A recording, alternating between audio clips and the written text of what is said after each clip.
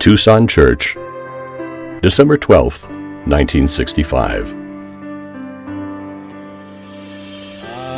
Brother Branham presides over his last service, and also a last public appearance, and his last sermon. During this farewell preaching titled Communion, Brother Branham drops some strange words. Aren't you happy that Christ has the keys to open the door called death? He will guide my passage on the river. One day I must arrive at this gate, and I will be wrapped in the dresses of righteousness. He will call me from the dead. He promised it, and I believe it.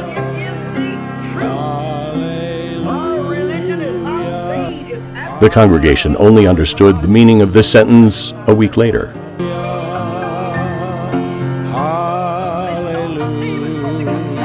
The meeting of communion took place here in this ancient Jewish temple. For Brother Lonnie Jenkins, this place is significant because the prophet of God chose it for his last meal. Only a few days before his departure from this dimension, Brother Branham preached his final service, Communion, December 12, 1965, at the Tucson Tabernacle, while yet in its first location. The building was originally the first Jewish temple in Arizona, called the Stone Avenue Temple, or Temple Emmanuel. It was incorporated March 20th, 1910. It currently houses the Jewish Heritage Center of the Southwest. Both Jesus and Brother Branham preached their last public sermons in Jewish temples, closing out an era. In the time of Jesus, the gospel light was to transfer to the Gentiles. Brother Branham's ministry was to restore the heart of these Gentile children back to the original apostolic Pentecostal fathers. Soon, the gospel light will shift from the Gentiles and return to the Jews.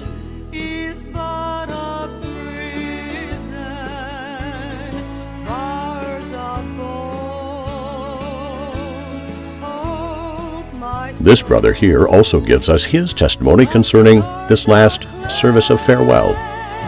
One of the next services that Brother Branham had here was just before Brother Branham left Tucson to go back to Jeffersonville with his family.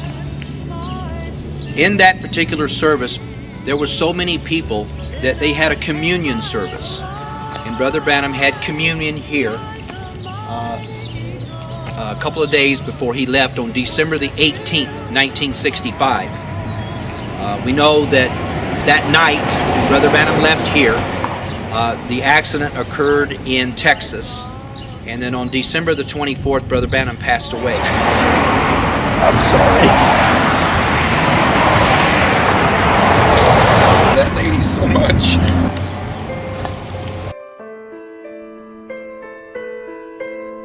It was probably 3 years since the prophet Branham left his Jeffersonville home to settle here in Tucson under the Lord's recommendation.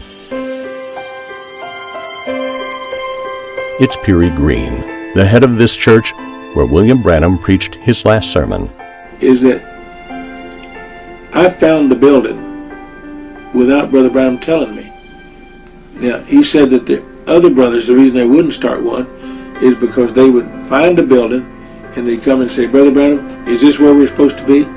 Well, he had told the pastors in this city he wouldn't start a church. That's the reason on the tapes from Shreveport, he says, I didn't start the church in Tucson. Brother Green did. Brother Branham had to do that to keep his word to the pastors in his city. But you see, if you want to be negative about it, you can say, well, Brother Green said that, Brother Branham said that wasn't his church. He didn't start that church. It's just according to your mental attitude about it. But I took it because Brother Branham told me I followed the leadership of the Holy Ghost. And I'm going to tell you this, anytime you do what the Spirit of God tells you to do, there's going to be opposition to it.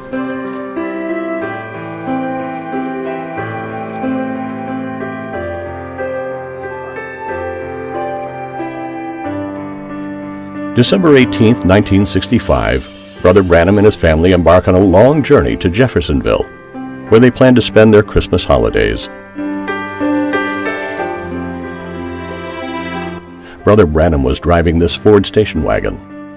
Inside was his wife Meta, and his 2 children, Sarah and Joseph. While Billy Paul was driving this Chevrolet with his wife and 2 boys. We are exactly 6 in the morning. It's the start of the journey from Tucson to Jeffersonville, Indiana. It's a long journey, and they will never reach the destination. First stop, Benson, then Alamogordo. This American city is in Otero County, state of New Mexico. It is in this city that they take their breakfast, but the journey is still long.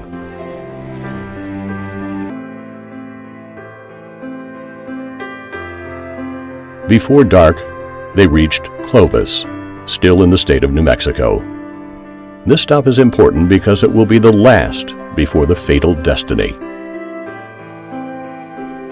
While the whole family is at the dinner table at the small restaurant in Clovis, Brother Branham remains in the car before finally deciding to join the family at the last minute, and this time he will take just a small, very light dish, and it will be Brother Branham's last meal.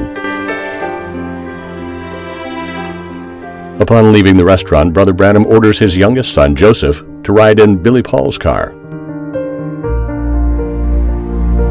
William Branham and his family leave Clovis and resume their journey.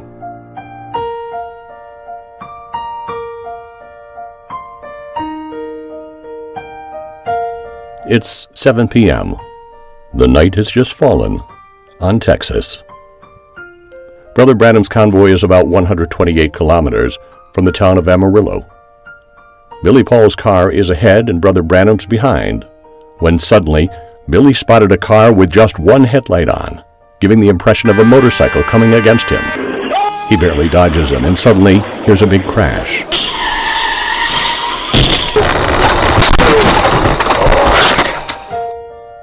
It's the collision. The inevitable has just happened. An older model 1961 Chevrolet, driven by a drunk boy of about 17 years, has just hit the car of the prophet. The accident is serious. Brother Branham finds himself between life and death, his head passing through the windshield, his left arm and elbow stuck in the door, and his leg wrapped around the axis of the steering wheel. Meta, on the other side, found herself under the dashboard, on the right side of the car, almost dead. But Brother Branham took this hand and ran it back through the windshield and said, "Put her hand in mine." And he prayed something like this: "Lord, help us in our hour of need. Don't let Mommy die." And Sister Branham came to life.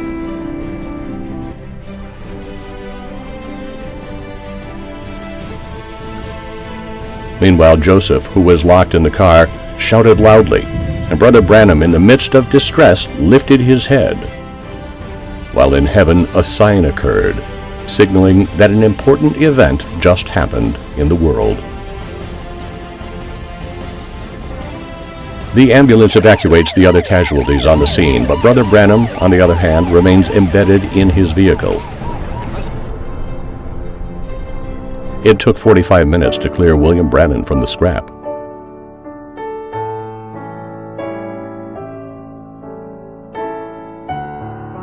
Once free, he was rushed to the intensive care ward of Friona Hospital.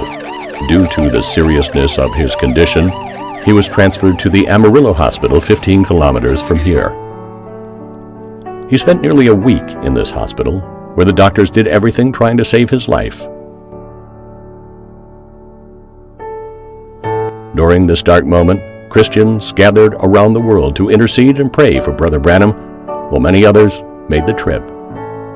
In the waiting room of the intensive care unit, brothers and sisters prayed and sang songs that the prophet loved so much in his life.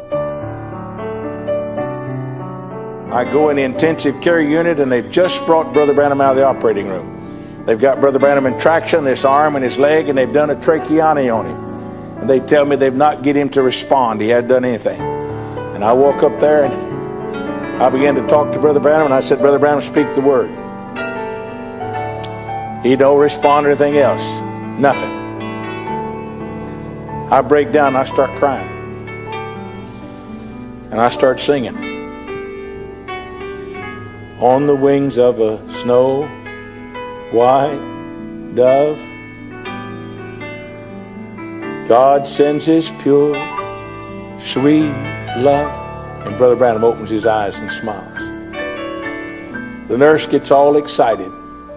He's awake, he's awake, he's responding. I go ahead and finish the course, and I tell Brother Branham about seeing the moon. And when I do, he tries to sit up in bed. And he shouts something. But instead of it coming out through his vocal cords, it comes out through tracheotomy.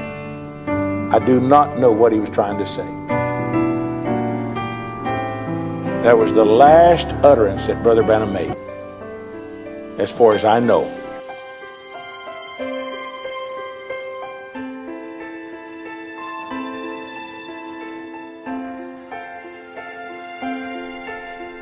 It's Friday evening, December 24th. The moment is sad. A radiologist doctor is looking to see Billy Paul, and while he was coming with Brother Green, they saw through the window that the nurses had pulled the curtains from Brother Branham's bed. They both realized that it was over. God had just removed his prophet from the earth. The doctor told Billy Paul that his father had passed away at 1649.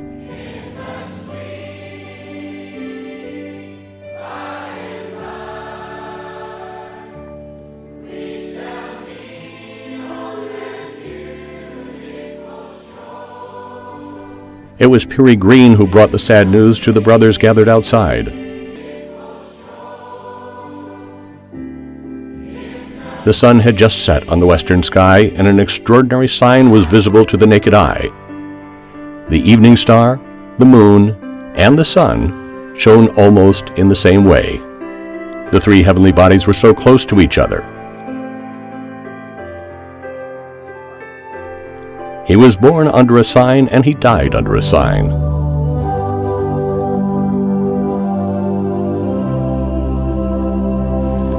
Billy, while broken up, remembered the words from his father saying, "If you hear that I'm gone, stop for a moment and sing a verse of the song, 'Only Believe.'"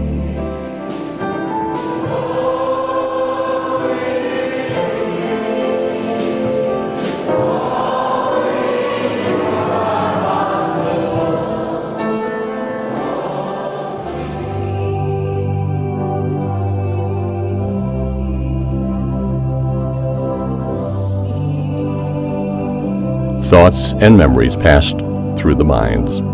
The prophet is gone. What remains for the world besides the judgment? If you can believe the Sodom sign of Luke, is he from? William Marion Branham's body was transported to Jeffersonville, and Wednesday, December 29th, 1965, was the day of the funeral. People came from everywhere, crying for the prophet of God who had been taken back to him. That day, the evangelist Tommy Osborne paid a heartfelt tribute to William Branham at the funeral. Right after that, Gordon Lindsay brought Brother Branham to Portland, Oregon, in the big city auditorium that seats 8,000 people. We sat in the third balcony. This gentle little man came out on the platform. He was like Christ to me. He spoke very careful. If you know that name, forget all the silly things that have happened in later years. But at the time that I knew him, he represented Christ to me. He preached tender but firm, and when he got through preaching, hundreds of people came and accepted Christ. I wanted to be able to do that. Then he called for the sick. Marvelous miracles took place as we watched. I had my second vision. I saw Jesus in that man.